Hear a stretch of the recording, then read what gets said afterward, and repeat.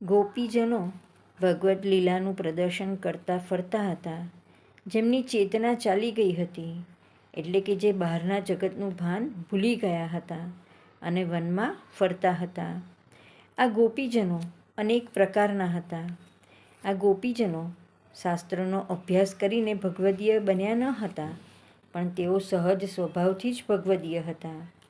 ગોપીજનો પણ તેમના સ્વભાવ પ્રમાણે અનેક પ્રકારના હતા.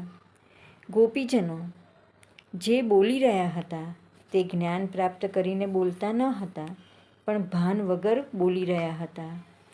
ભગવદ્ લીલાઓનું પ્રદર્શન કરતા ઘેલા ચિત્તભ્રમ થઈ ગયા હતા. તેમની વિચારપૂર્વક બોલવાની અને ચાલવાની શક્તિ અટકી ગઈ હતી. ભગવાન બીજા ગોપીજનોને વનમાં મૂકી જે ગોપીને પોતાની સાથે લઈ ગયા હતા તે પણ હવે પોતાને શ્રેષ્ઠ માનવા લાગી. તે ગોપીને લાગ્યું કે બધા ગોપીજનો ભગવાનને સ્નેહ કરે છે, પણ તેઓને મૂકી ભગવાન મને સાથે લઈ આવ્યા, એટલે મારા ઉપર જ અધિક સ્નેહ છે. એને પણ પોતાના સૌભાગ્યનું અભિમાન થયું. વનમાં ચાલતા આ ગોપીએ કહ્યું કે હવે મારાથી ચલાતું નથી, આપ મને ઊંચકી લો. ભગવાને કહ્યું કે મારા ખભા પર બેસી જા.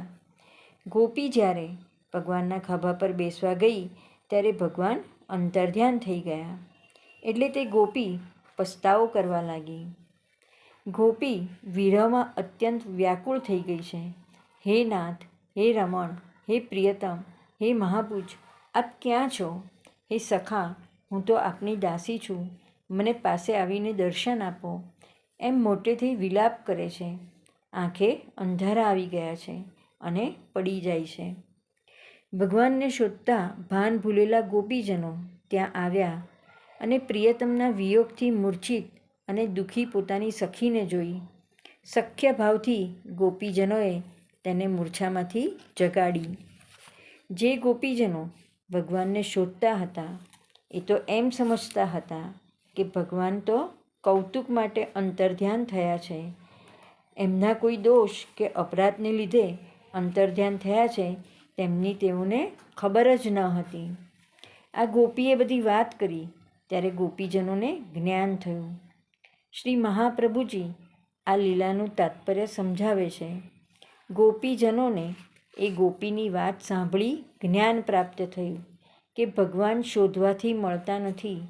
જીવને પોતાનો દોષ દેખાતો નથી, પણ ભગવદીયના સત્સંગથી જ જીવને પોતાના દોષનું જ્ઞાન થાય છે.